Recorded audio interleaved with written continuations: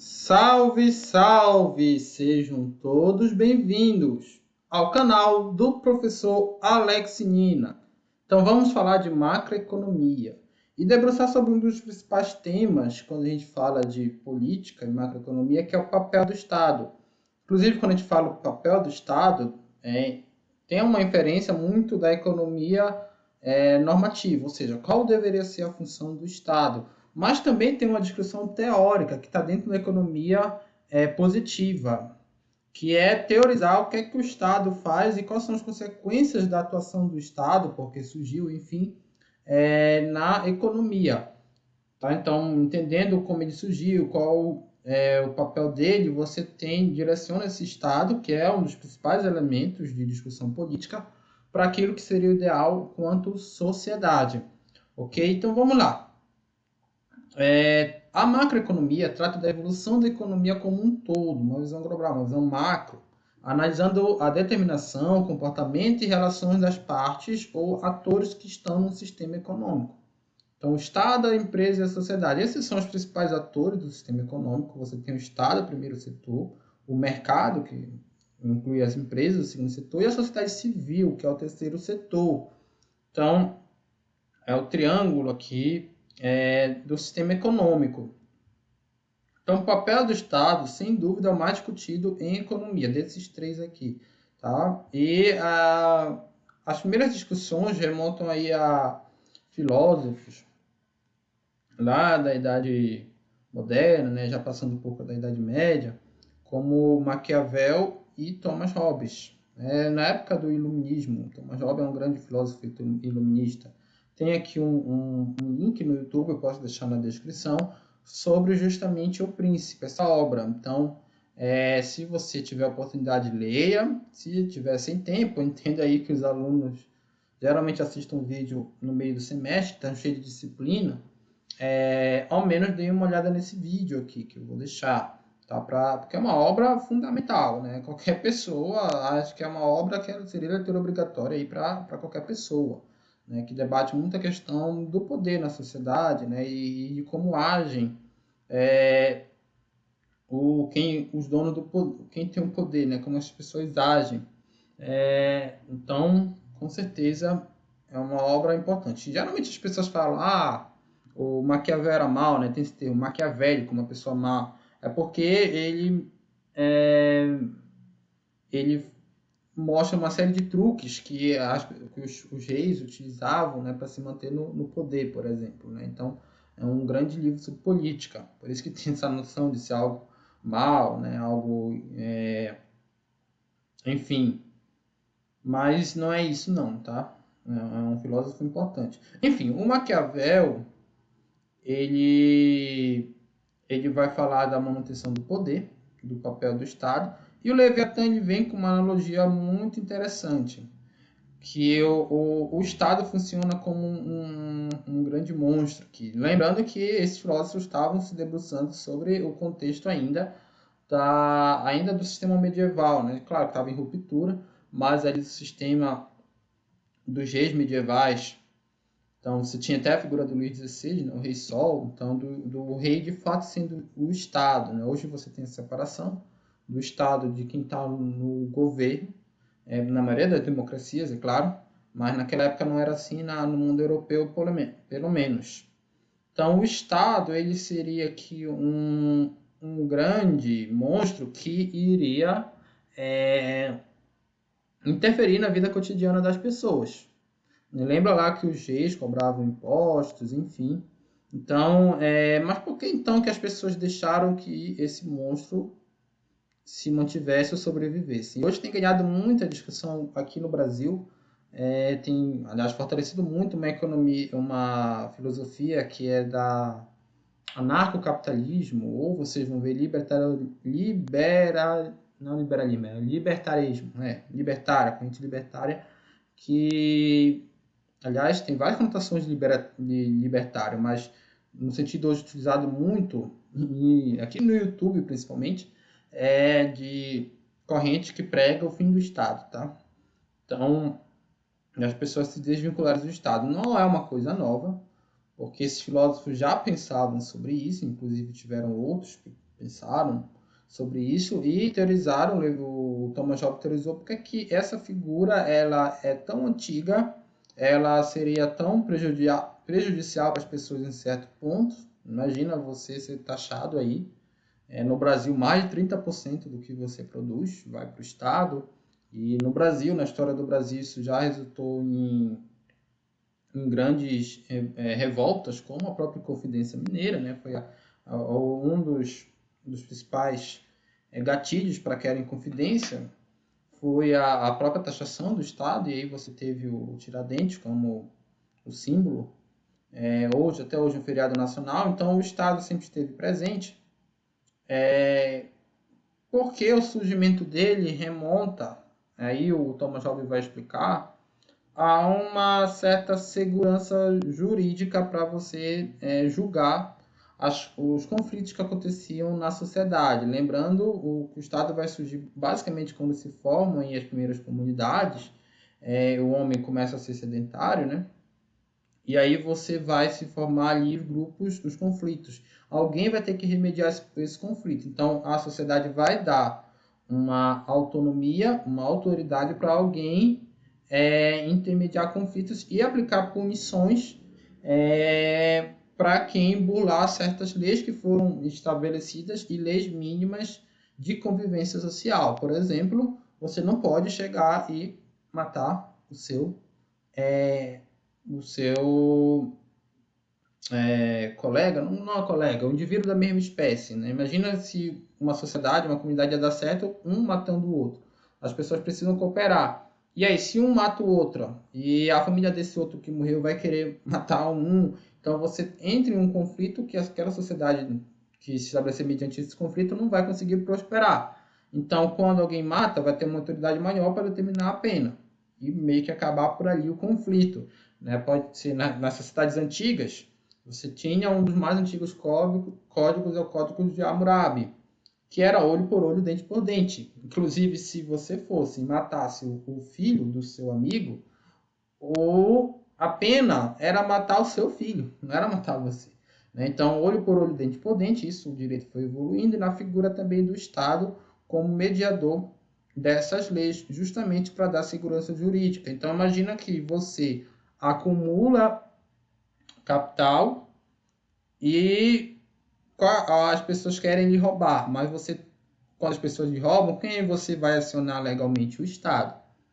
Tá? Então, o Estado é uma figura antiga, o capitalismo surgiu com o Estado já como um elemento importante, e daí uma crítica que se faz a essa corrente anarcocapitalista, libertária, que pensa que pode existir um capitalismo sem o Estado. Né? Não estou dizendo até que eles estão errados, mas a crítica é muito interessante também, que se faz justamente pelo Estado guardar aí essa segurança jurídica, inclusive para que você acumule capital. Muitas vezes o Estado até ajuda certas pessoas a enriquecer, né? Seja os próprios políticos, seja as empresas amigas do rei. E é uma crítica também que os libertários fazem, né? Então é uma crítica muito interessante.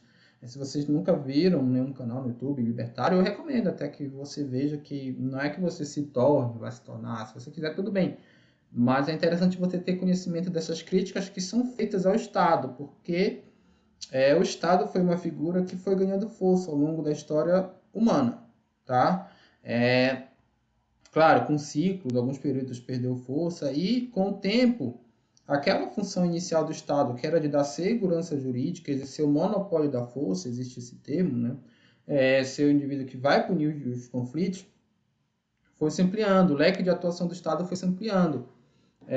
Então, o Estado, algumas teorias como o do keynesianismo diz que o Estado pode estimular a economia, ou seja, proporcionar uma melhoria ali da organização dos recursos, deixar uma forma mais planejada e mais eficiente de organização dos recursos, mediante, de fato, o uso da força e o uso da taxação, o uso dos recursos. O Estado ele vai determinar como vai incentivar ou desincentivar determinados valores culturais, então tem uma discussão cultural. Por exemplo, casamento homoafetivo. Quem vai determinar se é legal ou não? O Estado, tá? Em última instância, o Estado. E a questão ambiental também. Como quem vai regular aquele dilema de recursos limitados para necessidades ilimitadas? Quem é que vai, mediante esse conflito, se esse conflito levar a alguma escassez de recursos naturais, quem é que vai tentar remediar, tentar limitar as necessidades das pessoas, ou estabelecendo ali um imposto, enfim, punições para quem agrediu o meio ambiente? O Estado também. Então vai ser uma figura central ao longo aí do desenvolvimento da economia moderna. Alguns críticos vão dizer que as empresas hoje têm um PIB maior do que o PIB dos estados, que de fato passou, não faz muito tempo não. Ou seja, que hoje o Estado está se perdendo força.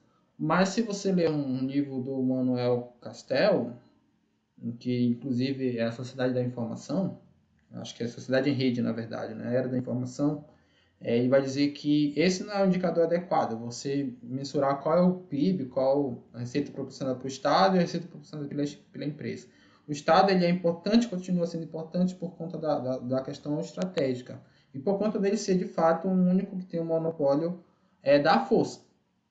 É só vocês pensarem nas favelas, que tem, por exemplo, no Brasil inteiro. Quando a gente pensa lá no Rio de Janeiro, que geralmente é associado com essa questão do crime organizado, né? Nos locais onde o Estado não chegou, né, seja com saneamento, saúde e educação, e se criarem as favelas, você teve outros atores desempenhando o papel do Estado, justamente o crime organizado. Tá? Determinando quando surgem as milícias, elas tendem a ser um Estado paralelo. Os comerciantes precisam pagar tributo, tem tudo isso. Então, inclusive é uma das críticas que se fala, olha, esse negócio de sociedade sem Estado é utopia. Porque mesmo nas regiões onde o Estado não consegue atuar de forma integral, você tem surgindo o mini-Estado, um Estado em seus primórdios. Você tem o próprio júri do tráfico organizado, você tem. Então, esse o surgimento do Estado, tá? Como muito mais associado à segurança jurídica e depois foi surgindo outras atribuições. E aí, em função dessa questão econômica, você tem as ideologias que são baseadas de forma bem simplista aqui, tá? Na função do Estado. Então, você tem o comunismo, as pessoas se confundem comunismo com socialismo. O comunismo, ele é um estágio, na visão do Marx, claro, um estágio posterior ao socialismo, que seria o fim do Estado. Inclusive, eles pregam isso aqui, o fim do Estado, uma sociedade sem Estado e sem desigualdade, tá? Então, estaria no extremo e, de propósito, tá aqui do lado esquerdo, porque, de fato, aqui é mais para a esquerda, aqui mais para a direita do plano político. Aqui o anarcocapitalismo, aquela corrente que eu falei ainda há pouco, também que prega o fim do Estado. Muito interessante que as duas que estão no extremo pregam uma sociedade sem Estado, cada uma do seu jeito. Agora, que a gente pensa no socialismo, qual seria a função do Estado? A principal função é reduzir a desigualdade econômica. Eles vão pensar muito mais na questão da desigualdade. A questão da pobreza é secundária, porque na visão socialista, se você reduzir a desigualdade, você necessariamente vai reduzir a pobreza. E aqui um conceito de pobreza multidimensional, que não está associado só com a renda. O que seria isso, professor? Imagina que você está no Brasil e você ganha pouco. Você ganha abaixo da linha da pobreza, que é o valor da cesta básica, né? Uma renda familiar menor. Além de você ganhar pouco, financeiramente falando, o Estado não te proporciona muito dos direitos básicos. Por exemplo, uma adequação de qualidade e um saneamento. Esse é crítico no Brasil. Até que atendimento hospitalar você tem, de modo geral, um sistema bom, né? Claro, com todas essas críticas que é o SUS. Mas, por exemplo, nos Estados Unidos você não tem esse sistema único de saúde tão universalizado como no Brasil. Em contrapartida, quando você vai para a Europa, o Estado ele tem um bem-estar, ele proporciona um estado de bem-estar, os direitos básicos de forma muito mais abrangente. Você tem geralmente acesso a uma educação pública, um saneamento, hospitais mais equipados, você tem um Estado maior para essas necessidades básicas. Então, uma pessoa que tem a mesma renda, quando você inclusive considera a variação cambial, né, a diferença ali da tua renda em relação ao custo dos produtos, não é a variação cambial, é o poder de compra. Esse é o termo técnico. Quando você considera o poder de compra da renda de um pobre no Brasil com um pobre na Europa,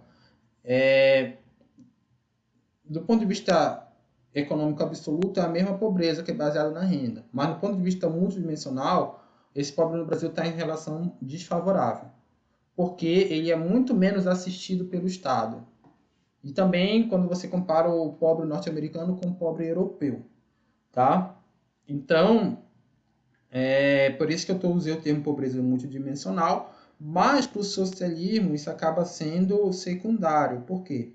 Não é que eles não querem acabar com a pobreza, os socialistas, mas é que, na visão deles, a pobreza é resultante da desigualdade. Então, se você acabar com a desigualdade, que seria o principal objetivo, você, por consequência, acaba com a pobreza e também promove o crescimento econômico. Então, por isso que o principal é reduzir a desigualdade, tá? Esses dois outros são secundários. Quando você vai aqui para a centro-esquerda, o desenvolvimentismo, o keynesianismo, né? Muita gente fala até que o governo Dilma é socialista, mas na verdade, no meu ponto de vista também, né? Tem que respeitar essas opiniões. Tá muito mais para o desenvolvimentismo. Aliás, quase toda a história do Brasil, né? O Brasil é um país bem desenvolvimentista, no geral, desde a época do Getúlio Vargas até. Então, você tem que o principal objetivo do Estado é promover o crescimento econômico via industrialização, via a criação de empresas. Getúlio Vargas criou várias empresas, né? Aí o mais recente, o governo da Dilma também buscou incentivar aí algumas empresas através do BNDES com o intuito de promover o crescimento econômico. Então você tem isso. E aí, se você promover o crescimento econômico, na visão aí do desenvolvimentista, você vai de forma também resolver o problema da pobreza e da desigualdade. Ok? Assim, entre aspas também está aqui, entre um asterístico, está aqui também, reduzir a desigualdade, tá? Esse asterístico, porque isso pode variar de acordo com a corrente dentro da corrente desenvolvimentista keynesianista. Mas a gente não vai entrar nesse mérito. E aí, vamos para a corrente liberal, já se aproximando da direita econômica. Lembrando, a gente está pegando as ideologias de dimensão econômica, não entram aqui as ideologias de dimensão sociocultural. Inclusive, a gente vai falar depois, no próximo slide. Então, o liberalismo ele tem como principal objetivo a redução da pobreza. Tá? E aqui, o neoliberalismo, a promoção do desenvolvimento econômico, mas através da redução do Estado. Então, aqui, enquanto no keynesianismo, você tem o Estado atuando forte para promover o crescimento econômico, aqui você tem o Estado buscando se reduzir, não a ausência de Estado, porque a ausência de Estado é anarcapitalismo, mas Estado mínimo, para estimular a economia. Tá? Porque quanto menos Estado, teoricamente, você tem mais estímulo à troca entre pessoas, ou seja, você tem um benefício econômico maior. E a questão da desigualdade nessa corrente liberal vai ser secundária. Por quê? Porque o objetivo é reduzir a pobreza. Inclusive, uma das principais críticas que é feita contra o sistema socialista é uma frase da Margaret Thatcher, que é uma liberal, né, uma primeira-ministra inglesa liberal, é que o socialismo é um sistema em que todos são igualmente pobres.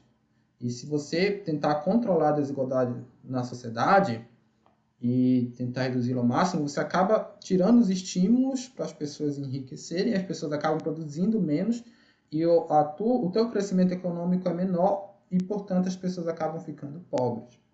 Tá? Então, o liberalismo ele não vai estar preocupado com a desigualdade, vai estar muito mais preocupado com a pobreza e de forma multidimensional também. Tá bom? Onde vai entrar a sustentabilidade nesse meio? Ó? Vai entrar aqui, entre essas duas, tá? Então vai ser, não vai estar nos extremos, e vai estar a forte que a gente assistiu aí na aula que tem no canal, né? Vocês podem, se não assistiram, podem procurar, desenvolvimento sustentável forte e fraca. A forte vai estar muito mais associada aqui com essa corrente mais de esquerda, de desenvolvimentismo, e a fraca com uma corrente mais liberal, ok? E aqui eu coloquei esses eixos, se vocês pararem para pensar, pobreza e desigualdade é mais um eixo associado à questão social. Crescimento econômico, o eixo econômico, e o eixo ambiental seria esses eixos sociais mais projetados para o futuro. Lembram da aula sobre sustentabilidade que eu coloquei aqui no canal? Recomendo que assistam se não assistiram. Que a preocupação da sustentabilidade é com o futuro, claro, com as gerações atuais, mas é cada vez mais uma questão social, mas associada com o futuro. Então, como será se a gente tem um problema de escassez que possa vir no futuro, degradação ambiental que possa vir mediante mudanças climáticas, por exemplo? Como é que vai ficar a questão da pobreza das pessoas? As pessoas vão ficar mais pobres, do ponto de vista multidimensional. Inclui, inclusive, a questão da saúde, enfim. A desigualdade no mundo pode aumentar, se esse for o objetivo da corrente que você está tendo a perspectiva. Então, a questão ambiental, existe desigualdade ambiental também, né? Já que os efeitos dos desastres naturais, por exemplo, eles tendem a ser muito mais acentuados nas pessoas pobres que nas pessoas ricas. Isso foi a minha tese de doutorado. Mas isso não fui eu que descobri, obviamente, né? Mas isso, a minha tese, ela constatou para a Amazônia, especificamente. Mas isso já está bem claro na literatura. Então, você tem a sustentabilidade debruçando sobre todas essas questões e meio aqui no meio termo entre essas duas correntes, dependendo da corrente. Claro que é uma visão muito simplista das ideologias econômicas, mas só para vocês perceberem que a função do Estado é primordial no grande debate político que a gente tem hoje. E aí existe também a dimensão cultural. Claro que essas coisas estão relacionadas, mas para nós entendermos, por exemplo, quando se usa um termo liberal conservador, liberal progressista, tá? Porque no âmbito econômico estaria aqui, mas no âmbito cultural estariam em regiões opostas. Inclusive o termo conservador ele é usado muitas vezes do ponto de vista filosófico de forma errada no Brasil.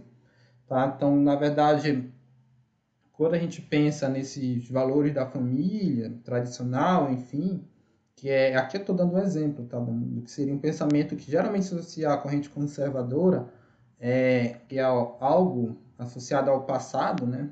Eu coloquei o exemplo da família tradicional com o LGBT, com as questões LGBTs, né, que seria o rompimento da família tradicional, para mostrar que quem está muito apegado com essa tradição é reacionário, do ponto de vista filosófico.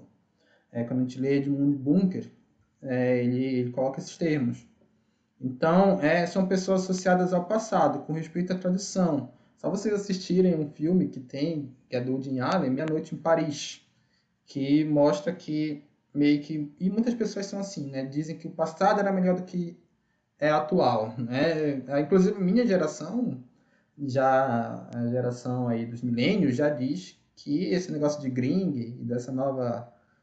Kring, né? Nem sei como é, dessa nova geração aí, da geração Z, já é coisa que não é boa, né? Que a nossa geração era melhor. Geralmente tem um meme aí, né? Década de 90, década de 80 era assim, era melhor, era na base do metiolate, que a gente curava as feridas, era na base da porrada, né? Que nossas mães nos criavam, e não tinha esse mimimi todo, né? Tem sempre um pouco de reacionário nisso daí. Eu não gosto muito disso, confesso para vocês.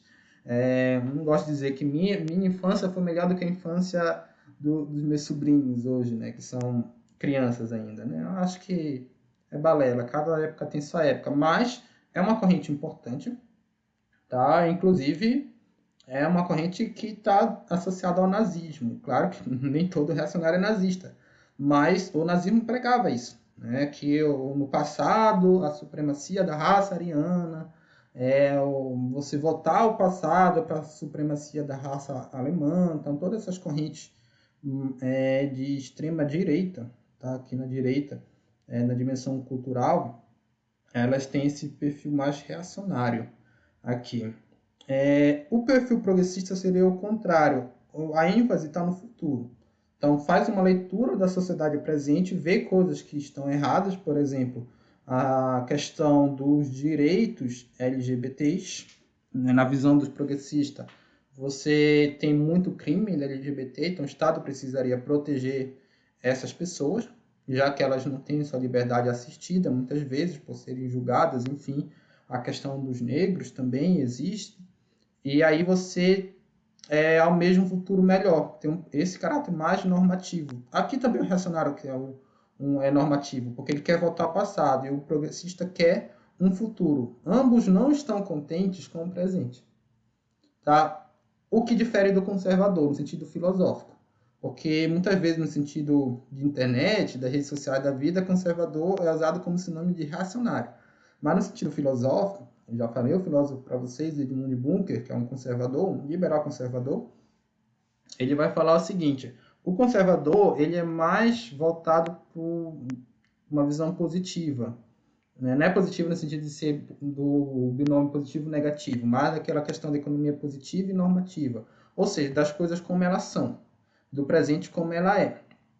Então, por exemplo, olha, se as coisas são como elas são, porque teve um passado, e a gente precisa, de certa forma, respeitar, mas não quer dizer que a gente tem que se prender a esse passado e não almejar uma mudança no futuro. Só que essa mudança não pode ser muito radical na visão do conservador. É isso, o conservador é alguém que ele não é que ele não queira mudar a sociedade, mas é que ele, quando você tem uma proposta de mudança radical na sociedade, ele vai falar assim, vai com calma. Né? Vai com calma, porque a gente tem que entender primeiro o que é que essa mudança que você está propondo pode causar de ruim, porque isso pode já ter sido tentado no passado e não ter dado certo. Então, tem um exemplo, né? Por exemplo, faz um tempo aí, na parada LGBT, você colocou acho que foi uma travesti que foi fantasiada de Jesus. Isso causou muita polêmica. Então, na visão do conservador, isso não seria provavelmente uma medida adequada para essa causa. Não é que ele seja contra essa causa, mas você tem que buscar essas medidas, essas formas de chamar a atenção menos, menos conflitantes, né? Porque aí você acabou, por conta daquele ato ali, muito tempo, inclusive aumentando uma corrente reacionária, que viu naquilo um absurdo, uma ofensa às crenças religiosas, enfim. Então acabou mais, talvez, dividindo as pessoas do que agregando. Claro que isso não é minha opinião, estou explicando como um conservador pode ver aquele ato, um progressista pode imaginar que foi um bom ato e que você de fato precisa enfrentar, né? Não, tem uma frase que é do Karl Popper, que muitos progressistas gostam, que é não tolerar os intolerantes. Então, você tem, mas é importante saber essas diferenças, tá? E não confundir muitas vezes o plano econômico com o plano cultural. Então, por isso que, por exemplo, dá para você ser um liberal progressista, conservador, inclusive reacionário. Isso ainda está um pouco mais difícil, na minha visão aqui, mas mesma coisa, um desenvolvimentista progressista, conservador, um socialista conservador, progressista. Então, tem esses duas grandes dimensões quando a gente pensa no debate político. Claro que a gente está falando de macroeconomia, está nessa escala aqui, mas aqui é bom para a gente entender, tá?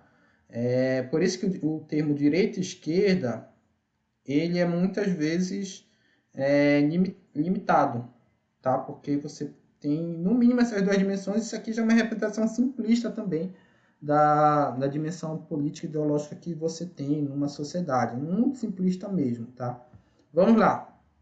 Então, quais os objetivos na macroeconomia? Maximizar o produto agregado, tão próximo possível da plena capacidade dessa economia, com as taxas de crescimento mais altas possíveis, sem desconsiderar essas outras questões, é claro, você não pode, para determinadas correntes, se você crescer indefinidamente, pode ser ruim para essas outras variáveis aqui, né, seja no presente, seja no futuro, onde se está a variável ambiental.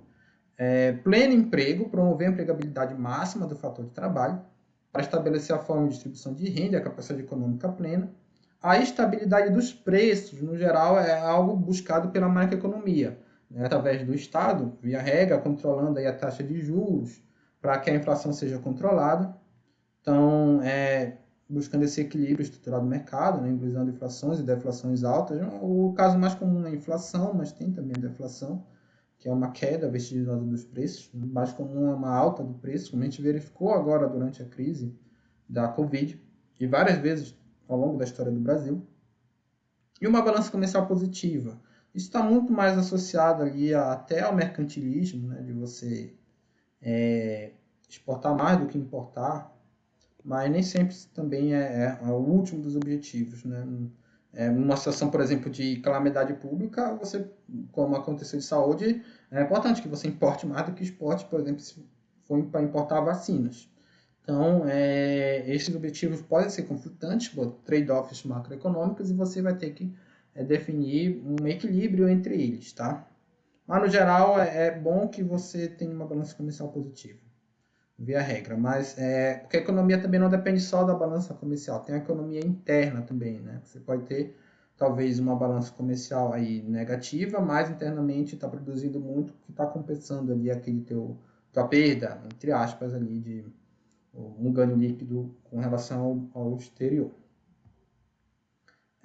Os principais instrumentos são a política fiscal, compreende a regulação do manejo do orçamento do governo, considerando as receitas e despesas, e tem como ferramenta a regulação orçamentária, tributária e fiscal.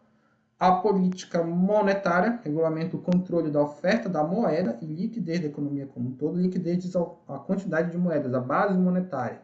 Porque se você tiver pouca moeda, a tendência, fisicamente falando mesmo, a tendência é que os produtos sejam mais caros, mas também o salário das pessoas sejam maiores. Se você tiver muita moeda, você tem salários menores, mas com produtos menores, né? Isso acontecia muito no Brasil, a expansão de base monetária, e aí você tinha os cruzeiros. O Brasil foi mudando várias vezes de moeda porque ficava muito alto, né? Eu quero comprar um pão, já está custando, não sou dessa época, mas sei lá, 1 milhão de cruzeiros. Aí fica muito zero, aí por isso que eles mudavam o nome da moeda, diminuindo essa quantidade de zeros. Né? Eu colocava, sei lá, um cruzado valendo já 100 mil cruzeiros. Nem sei como, realmente eu não sei como foi essa mudança. Mas, enfim. Aí tem a política cambial. Quando você mudou de cruzeiro para real, você mudou também essas outras políticas, tá? Então por isso que, de certa forma, estabilizou a inflação no Brasil, em relação ao que era antes de 1994. A política cambial tem a função de regulamentar as relações econômicas com o mercado externo. Então, está relacionado ao mercado externo. Praticamente é o dólar, né? Tratamento de capitais externos quanto internos internalizados e capitais internos quanto externalizados. Então, capitais externos internalizados e internos externalizados. Assim como a intervenção no mercado cambial também. Então, o Brasil tem reserva de dólares, ele pode comprar e vender para tentar manter ali para o real não desvalorizar muito em relação ao dólar ou vice-versa. E a política de rendas trata do conjunto de medidas e possibilidade de intervenções que complementam a atuação de instrumentos fiscais, monetários e cambiais. A gente vai falar de cada um desses instrumentos de forma mais específica no Brasil.